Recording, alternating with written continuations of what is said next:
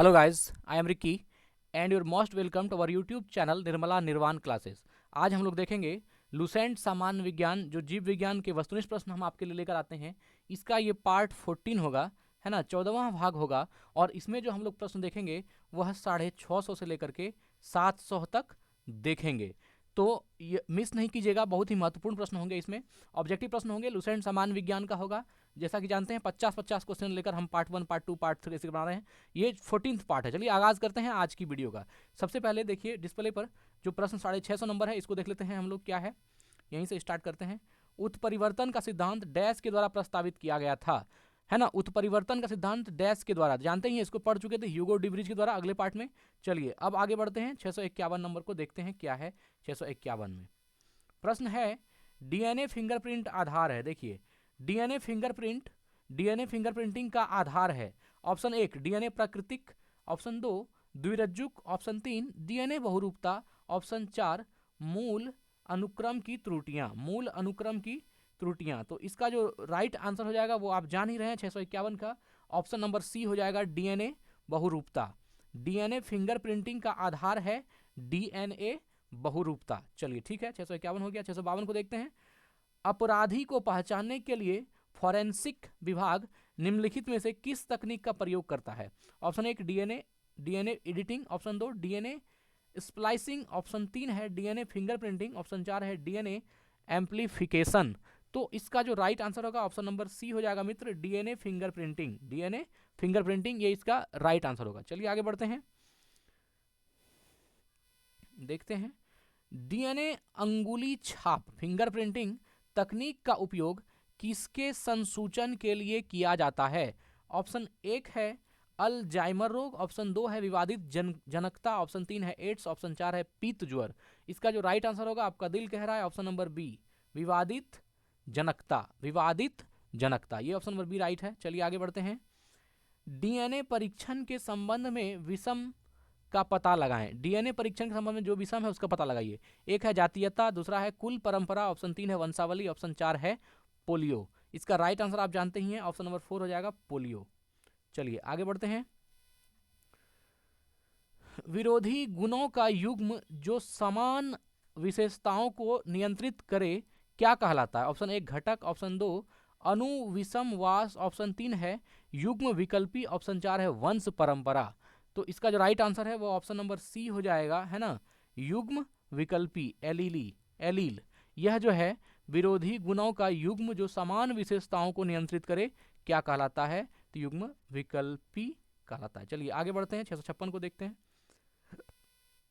थोड़ा सा छोटा कर देते हैं, बहुत ज़्यादा जूम हो गया। हाँ चलिए, निम्नलिखित में से कौन सा एक लक्षण हरे मटर में मेंडल के 7 विषम लक्षणों का भाग नहीं है। ऑप्शन 1 है बीज का पीला व हरा रंग, ऑप्शन 2 है सीमावर्ती और अक्षीय फूल, ऑप्शन 3 है चिकना और खुरदरा तना, ऑप्शन 4 है मटर के पौधों की लंबी और बौनी ऊंचाई। तो इसका जो राइट आंसर होगा आप जानते ही हैं, ऑप्शन नंबर सी राइट है, चिकना और खुरदरा तना। आगे बढ़ते हैं। जैव विकास को सर्वप्रथम किसने समझाया। न्यूटन, आइंस्टाइन, चार्ल्स डार्विन या Lamarck. Right answer option number D है, किसने समझाया, लैमार्क ने, जानते ही हैं आप लोग। चलिए, जैव विकास के संदर्भ में सांपों में अंगों का लोप होने को स्पष्ट किया जाता है। ऑप्शन 1 अंगों का उपयोग तथा अनुपयोग किए जाने से, ऑप्शन 2 बिलों में रहने के प्रति अनुकूलन से, ऑप्शन 3 प्राकृतिक चयन से, ऑप्शन 4 उत्सर्जित लक्षणों की वंशागति से। तो इसका जो राइट आंसर हो जाएगा वह ऑप्शन नंबर ए है मित्र, है ना, अंगों का उपयोग तथा अनुप्रयोग किए जाने से, अंगों का उपयोग तथा अनुप्रयोग किए जाने से। चलिए, विकास का सिद्धांत किसके द्वारा प्रतिपादित किया गया, किसके द्वारा प्रस्तावित किया गया था। Option 1 Charles Darwin, option 2 Charles Dickens, option 3 Albert Einstein, option 4 Isaac Newton. Right answer option number 1 है, चार्ल्स डार्विन के द्वारा। विकासवाद का सिद्धांत किसने दिया था, तो विकास का सिद्धांत चार्ल्स डार्विन। जीवों द्वारा जीने के लिए और अधिक वंशवृद्धि करने के लिए बेहतर अनुकूलित वातावरण बनाने की प्रक्रिया को क्या कहते हैं। प्राकृतिक चयन, नॉन रैंडम मैटिंग, पुनः संयोजन, परिवर्तन। तो इसका जो राइट आंसर हो जाएगा वह ऑप्शन नंबर ए है आपका, प्राकृतिक चयन, है ना, प्राकृतिक चयन। चलिए आगे बढ़ते हैं। प्रसिद्ध विकासवादी चार्ल्स डार्विन ने अपनी किस पुस्तक में अपने सिद्धांत का प्रतिपादन किया। Option 1 the families of flowering plant, the origin of species, option 3 the life on earth, option 4 the story of the living world. इसका जो राइट आंसर होगा वो ऑप्शन नंबर बी है ना, द ऑरिजिन ऑफ स्पीसीज। चलिए, योग्यता की उत्तरजीविता का प्रतिपादन किया लैमार्क ने, डार्विन ने, ह्यूगो डिवरीज ने या पास्चर ने। तो योग्यता की उत्तरजीविता का प्रतिपादन किसने किया? Right answer option number B है इसका, डार्विन ने। आगे बढ़ते हैं। यदि कोई मानवीय रोग विश्व के बृहद क्षेत्र में फैलता है तो उसे क्या कहते हैं? पैंडेमिक, एपिडेमिक, एंडेमिक या एपिजटिक। तो इसका जो राइट आंसर हो जाएगा वो ऑप्शन नंबर बी है मित्र, जैसा कि जानते हैं आप, एपिडेमिक। क्या बोलते हैं? एपिडेमिक। यदि कोई मानवीय रोग विश्व के बृहद क्षेत्र में फैलता है तो उसे एपिडेमिक कहा जाता है। जैसे मान लीजिए कोरोना इसमें आ सकता है। चलिए, एक व्यक्ति से दूसरे व्यक्ति तक रोगों को संचारित करने वाले जीव को क्या कहते हैं? वेक्टर, हाइब्रिड, क्लोन या फ्रैगमेंट। तो इसका जो राइट आंसर है वो ऑप्शन नंबर ए हो जाएगा, वेक्टर। क्या कहते हैं? वेक्टर। चलिए, निम्नलिखित में से कौन सा मनुष्य का विषाणु जनित रोग नहीं है? इन्फ्लुएंजा, डेंगू, एड्स या रिंडरपेस्ट। तो कौन सा विषाणु जनित रोग नहीं है? बताइए आपको कौन सा लग रहा है? ऑप्शन नंबर डी राइट है ना, रिपेंडिस। कौन सा होगा? तो इसका राइट आंसर रिंडरपेस्ट जो है इसका राइट आंसर होगा। ये मनुष्य का विषाणु जनित रोग नहीं है। और बाकी इन्फ्लुएंजा जो है विषाणु जनित रोग है, डेंगू विषाणु जनित रोग है और एड्स भी जो है विषाणु जनित रोग है, लेकिन रिंडरपेस्ट जो है ये विषाणु जनित रोग नहीं है। चलिए, ठीक है। निम्नलिखित में से कौन से रोग का कारक जीवाणु नहीं होता? Option 1 AIDS, option 2 diphtheria, option 3 काली खांसी, ऑप्शन 4 हैजा। तो राइट आंसर आपका ऑप्शन नंबर ए है, जो कि आप जानते ही हैं, एड्स होगा। एड्स जो है यह एक है ना जीवाणु नहीं, जीवाणु देखिए रोग का कारक जीवाणु नहीं है, तो एड्स का कारक जो है जीवाणु नहीं है। जबकि आप इसके जस्ट पहले में आपने देखा है कि विषाणु जनित रोग नहीं है। तो विषाणु जनित रोग में रिंडरपेस्ट तो नहीं था, लेकिन इन्फ्लुएंजा, डेंगू और एड्स ये सभी जो है विषाणु जनित रोग थे, और यहाँ जीवाणु नहीं है। तो एड्स जो है ये तो विषाणु वाला हो गया, तो जीवाणु नहीं है। चलिए आगे बढ़ते हैं। निम्नलिखित रोगों में से कौन सा जीवाणु जनित है? खिलाड़ी पांव, यक्षमा, दाद या फिर खसरा। तो इसका right answer option number B होगा मित्र, ये यक्षमा। यक्षमा जो है जीवाणु जनित है ना। कौन सा रोग जीवाणु जनित? यक्षमा जीवाणु जनित है, जबकि खसरा, खिलाड़ी पांव या दाद ये सब जीवाणु जनित रोग नहीं है। निम्नलिखित में से किस युग्म की बीमारियों का कारण विषाणु है? मलेरिया और पोलियो, पोलियो और बर्ड फ्लू, पोलियो और तपेदिक, तपेदिक और इन्फ्लुएंजा। तो इसका जो राइट आंसर हो जाएगा वह आपका ऑप्शन नंबर बी है मित्र, है ना, पोलियो और बर्ड फ्लू। ये जो है बीमारियों का कारण विषाणु है। निम्नलिखित में से किस युग्म की बीमारियों का कारण विषाणु है? तो पोलियो और बर्ड फ्लू बीमारी का कारण क्या है? विषाणु है। पोलियो और बर्ड फ्लू विषाणु के कारण होते हैं। चलिए आगे बढ़ते हैं। मियादी ज्वर, टाइफाइड फीवर किस कारण होता है? वायरस से, जीवाणु से, फफूंद से या फिर इनमें से कोई नहीं। राइट आंसर इसका जान ही रहे हैं, तो ऑप्शन नंबर बी जो है इसका राइट होगा, जीवाणु से। मियादी ज्वर किस कारण होता है ना? तो मियादी ज्वर जो है जीवाणु के कारण होता है। ऑप्शन नंबर बी राइट है, टाइफाइड। चलिए, किस प्रकार का रोगजनक जल जनित टाइफाइड बुखार का कारण बनता है? शैवालीय, परजीवी, प्रोटोजुअन या फिर बैक्टीरियल। तो इसका जो राइट आंसर है वो ऑप्शन नंबर डी होगा, बैक्टीरियल। कौन सा होगा? बैक्टीरियल। किस प्रकार का रोगजनक जल जनित टाइफाइड बुखार कारण है? तो बैक्टीरियल। चलिए, अगर कचरा पीने के पानी में मिल जाए तो कौन सी बीमारी फैलेगी? स्कर्वी, टाइफाइड, मलेरिया या एनीमिया। तो इसका right answer option number B हो जाएगा। ये कौन सा रोग फैलेगा? टाइफाइड। शुद्ध जल बहुत जरूरी है मित्र। अगर कचरा पानी के पीने में मिल जाए तो कौन सी बीमारी फैलेगी? तो टाइफाइड फैल जाएगी। आंत में सूजन होता है इसमें। श्वेत प्लेग को आमतौर पर किस नाम से जाना जाता है? टाइफाइड के नाम से, मलेरिया के नाम से, क्षय रोग के नाम से या प्लेग के नाम से। तो इसका right answer option number C हो जाएगा, क्षय रोग के नाम से। किसके नाम से? क्षय रोग। श्वेत प्लेग को आमतौर पर किस नाम से जाना जाता है? क्षय रोग के नाम से जाना जाता है। BCG टीकाकरण किसके लिए है? खसरा के लिए, यक्षमा के लिए, डिप्थीरिया के लिए या कुष्ठ रोग के लिए। तो इसका जो राइट आंसर हो जाएगा वह ऑप्शन नंबर बी होगा, यक्षमा के लिए। किसके लिए? यक्षमा के लिए। BCG टीकाकरण यक्षमा के लिए। डॉट्स नामक इलाज किस बीमारी के लिए किया जाता है? पोलियो के लिए, एड्स के लिए, हेपेटाइटिस के लिए या यक्ष रोग के लिए। तो राइट आंसर इसका ऑप्शन नंबर डी है, यक्ष रोग के लिए। चलिए आगे बढ़ते हैं। इन्फ्लुएंजा रोग किससे होता है? विषाणु से, कवक से, शैवाल से या जीवाणु से? तो इसका जो राइट आंसर हो जाएगा वो ऑप्शन नंबर ए होगा, विषाणु से। किससे? विषाणु से। इन्फ्लुएंजा जो है विषाणु से होता है। इन्फ्लुएंजा रोग किससे होता है? विषाणु से होता है। इन्फ्लुएंजा विषाणु से होता है। चलिए आगे बढ़ते हैं। वायरस द्वारा होने वाला रोग कौन सा है? टाइफाइड, कॉलेरा, सामान्य जुकाम या टिटनस? तो वायरस द्वारा होने वाला रोग कौन सा है? राइट आंसर जो इसका हो जाएगा ऑप्शन नंबर सी हो जाएगा मित्र, सामान्य जुकाम। ये वायरस द्वारा होने वाला रोग है, सामान्य जुकाम। चलिए, निम्नलिखित में से कौन सा रोग संक्रामक है? मधुमेह, डिप्थीरिया, गठिया या कैंसर?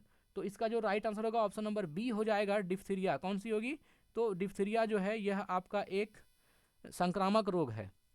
चलिए, निम्नलिखित में से कौन सा जल जनित रोग है? चेचक, मलेरिया, हैजा या तपेदिक? इसका right answer option number C होगा। आप जानते ही हैं हैजा जो है यह जल जनित रोग है। डीपीटी वैक्सीन में पी किसे संदर्भित करता है? सोरायसिस, पर्टुसिस, पैंकोलाइटिस या परकिसंस? तो इसका जो राइट आंसर हो जाएगा वो ऑप्शन नंबर बी है मित्र, pertussis. P for pertussis. P किसे संदर्भित करता है? पर्टुसिस को। डीपीटी टीका निम्नलिखित में से किस प्रकार का होता है? प्रति विषाणु टीका, प्रति प्रोटोजोअन टीका, प्रति रिकेटिसियल टीका, एक संयुक्त टीका? इसका जो राइट आंसर होगा ऑप्शन नंबर डी होगा, एक संयुक्त टीका। क्या होगा? एक संयुक्त टीका। चलिए, लेप्रोसी बेसिलस का आविष्कार किया था। लेप्रोसी बेसिलस का आविष्कार किसने किया था? कोच ने, हैंसेन ने, फ्लेमिंग ने या फिर हॉर्वे ने?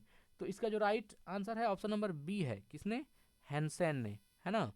तो लेप्रोसी बेसिलस का आविष्कार हैंसेन ने किया। चलिए आगे बढ़ते हैं। कुष्ठ रोग, है ना, लेप्रोसी को डैश नाम से भी जाना जाता है? एंजाइना से, हैंसेन रोग से, गौचर रोग से या हॉजकिन रोग से?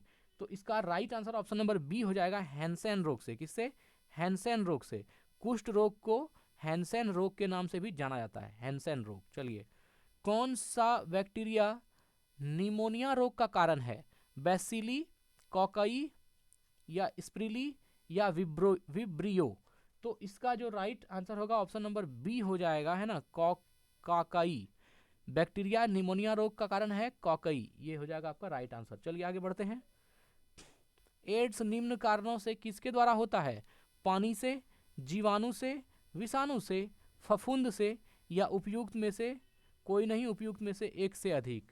तो इसका right answer option number C जानते ही हैं कि एड्स जो है यह एक विषाणु जनित रोग है। एड्स विषाणु जनित रोग है। आगे बढ़ते हैं। निम्न में से कौन से एक विकल्प द्वारा HIV एक व्यक्ति से दूसरे व्यक्ति में प्रसारित नहीं होती है? किससे नहीं होता है? ऑप्शन 1 मच्छर का काटना, ऑप्शन 2 यौन संबंध, ऑप्शन 3 एक ही सुई का बहुप्रयोग या स्तनपान? तो इसका राइट आंसर ऑप्शन नंबर 1 है कि यह जो है मच्छर काटने से एड्स नहीं होता। क्या कर रहा है? कौन सा एक विकल्प है HIV के एक व्यक्ति के दूसरे व्यक्ति में प्रसारित नहीं होता? तो मच्छर काटने से एड्स जो है एक दूसरे व्यक्ति में प्रसारित नहीं होता, लेकिन यौन संबंध से एड्स प्रसारित होता है। एक ही सुई का बहुप्रयोग से भी एड्स प्रसारित होता है और स्तनपान से भी एड्स प्रसारित होता है, मतलब बढ़ता है। चलिए आगे बढ़ते हैं।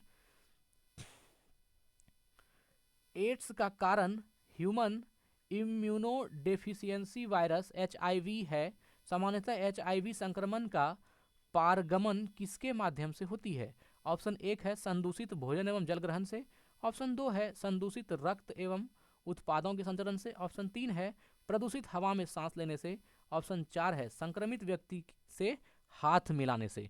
तो इसका जो राइट आंसर हो जाएगा वह ऑप्शन नंबर बी है मित्र, है ना, संदूषित रक्त एवं उत्पादों के संचरण से। चलिए ठीक है, आगे बढ़ते हैं। एड्स का विषाणु किसकी वृद्धि को प्रभावित करता है? हीमोग्लोबिन, रक्त में RBC, रक्त में T कोशिका और चौथा है मस्तिष्क में ग्रे कोशिका। तो इसका राइट आंसर ऑप्शन नंबर ए हो जाएगा, हीमोग्लोबिन। एड्स का विषाणु किसकी वृद्धि को प्रभावित करता है? हीमोग्लोबिन की वृद्धि को प्रभावित करता है एड्स का विषाणु। HIV विषाणु किस व्यक्ति की रोधक क्षमता किस प्रकार कमजोर करते हैं? HIV विषाणु किसी व्यक्ति की रोधक क्षमता किस प्रकार कमजोर करते हैं? ऑप्शन 1 मस्तूल कोशिकाओं को नष्ट करके, ऑप्शन 2 पट्टिकाणुओं को नष्ट करके, ऑप्शन 3 रक्ताणुओं को नष्ट करके, ऑप्शन 4 लसिकाणुओं को नष्ट करके। इसका जो राइट आंसर हो जाएगा ऑप्शन नंबर डी है ना, लसिकाणुओं को नष्ट करके। HIV विषाणु किसी व्यक्ति की रोधक क्षमता किस प्रकार कमजोर करते हैं? लसिकाणुओं को नष्ट करके। एड्स विषाणु के लिए सबसे ज्यादा आजमाई गई दवा है, देखिए क्या कह रहा है, एड्स विषाणु के लिए सबसे ज्यादा आजमाई गई दवा है जीडोवुडिन, माइकोनाजोल, सी है नोनाक्सिनोल 9 और डी है वीराजोल। तो इसका जो राइट आंसर है वो ऑप्शन नंबर 1 है ना, जीडोवुडिन, AZT, जीडोवुडिन, ये ऑप्शन नंबर ए जो है राइट आंसर है। एड्स विषाणु के लिए सबसे ज्यादा आजमाई गई दवा है। चलिए, पश्चिमी ब्लॉट डैश के लिए नैदानिक परीक्षण होता है? प्लेग, टाइफाइड, HIV या कुष्ठ? इसका right answer option number C हो जाएगा, है ना, HIV। पश्चिमी ब्लॉट डैश के लिए नैदानिक परीक्षण होता है HIV के लिए। एलिसा जांच किस रोग की पहचान करती है? Cancer, TB, polio, AIDS? Right answer option number D है एड्स। एलिसा टेस्ट किसके लिए होता है? तो यह एड्स की जांच के लिए एलिसा टेस्ट होता है। चलिए आगे बढ़ते हैं। पोलियो किस कारण होता है? जीवाणु, विषाणु, कवक या परजीवी? आप जानते ही हैं पोलियो विषाणु के कारण होता है, एड्स विषाणु के कारण होता है। चलिए, पोलियो के टीके की खोज किसने की थी? Alexander Fleming, John Salk, Louis Pasteur या Marie Curie? Right answer option number B है जॉन साल्क। पोलियो का टीका जॉनस साल्क ने किया था। पोलियो के टीके की खोज जॉनस साल्क ने किया था। चलिए आगे बढ़ते हैं। भारत को किस वर्ष विश्व संस्थान संगठन WHO द्वारा पोलियोग्रस्त देशों की सूची से निकाल दिया गया? 2012 में, 2000 ईस्वी में, 2014 में या 2008 में? राइट आंसर इसका कौन सा हो जाएगा? ऑप्शन नंबर ए जान ही रहे हैं, 2012 में इसको भारत को WHO ने पोलियोग्रस्त देशों की सूची से निकाल दिया। हड्डी तोड़ ज्वर को सामान्यतः क्या कहते हैं? आंत्र ज्वर, नसाशोथ, पीत ज्वर, डेंगू? तो राइट आंसर इसका आप जान ही रहे हैं, इसका भुक्तभोगी फिलहाल हम भी हैं डेंगू। बहुत जोर शरीर का हड्डी तोड़ ज्वर जो इसका नाम दिया गया एग्जैक्ट है, इतना शरीर दर्द करता है इसमें, बाप रे बाप। डेंगू बुखार एक मच्छर जनित उष्ण कटिबंधीय रोग है जो डेंगू विषाणु से होता है। Option 1 remittent fever, quotidian fever, breakbone fever या प्लेस्टीन फीवर? इसका राइट आंसर है option number C, breakbone fever. Dengue बुखार एक मच्छर जनित उष्ण कटिबंधीय रोग है जो डेंगू विषाणु से होता है। ये क्या है? ब्रेकबॉर्न फीचर है। आगे बढ़ते हैं। डेंगू बुखार में मानव शरीर में किसकी कमी हो जाती है? प्लेटलेट्स की, हीमोग्लोबिन की, शर्करा की या जल की? जानते ही हैं हमको भी कमी हुआ है प्लेटलेट्स की। डेंगू बुखार में मानव शरीर में किसकी कमी होती है? डेंगू बुखार में प्लेटलेट्स की। इसमें लिक्विड चीज जितना पी सकते हैं, पानी, माड़, दूध, बकरी का दूध, ये सब चीज जितना पीजिएगा उतना जल्दी ठीक हो जाइएगा। पीला बुखार, पीत ज्वर मुख्य रूप से इंसानों के बीच किससे फैलता है? मादा मच्छर के काटने से, नर मच्छर के काटने से, पानी से या वायु से? है ना, पीला बुखार मुख्य रूप से इंसानों के बीच किससे फैलता है? इसका राइट आंसर ऑप्शन नंबर ए हो जाएगा, है ना, मादा मच्छर के काटने से पीला बुखार, पीत ज्वर। डेंगू किस रोगवाहक द्वारा संचारित होता है? राइट आंसर ऑप्शन नंबर ए देखिए क्या है, सेक्युलेक्स फर्टिगन। ऑप्शन 2 है एनाफिलीज कैल्सीफेसिज। ऑप्शन सी है एडिट एजिप्टी। ऑप्शन 4 है मानसोनिया यूनिफॉर्मिस। इसका right answer option number C है ना, एडिज एजिप्टी। डेंगू बुखार किस रोगवाहक द्वारा संचारित होता है? तो ये रोगवाहक कौन सा है इसका? Adage aegypti. यही आके हमको दे दिया, है ना। चलिए, डेंगू बहुत ही खतरनाक बीमारी है, जितना आप शरीर इतना ज़्यादा इसमें प्रॉब्लम होता है, ज़रा सा अच्छा ही नहीं लगेगा। लेकिन हाँ, लिक्विड का सेवन कीजिएगा ज़्यादा से ज़्यादा, जल्दी ठीक हो जाइएगा। ORS वगैरह मारते रहिए, जल्दी ठीक हो जाइएगा। चलिए, पीलिया किसके संक्रमण के कारण होता है? मस्तिष्क, यकृत, वृक्क या प्लीहा? Right answer option number B है यकृत। कौन सा होगा? यकृत। तो पीलिया किसके संक्रमण से होता है? यकृत के संक्रमण से। ठीक है मित्र, आज यहीं वीडियो को एंड करते हैं। धन्यवाद, स्वस्थ रहें, अपना ख्याल रखें, ईश्वर से प्रार्थना है आपका जीवन खुशहाल हो।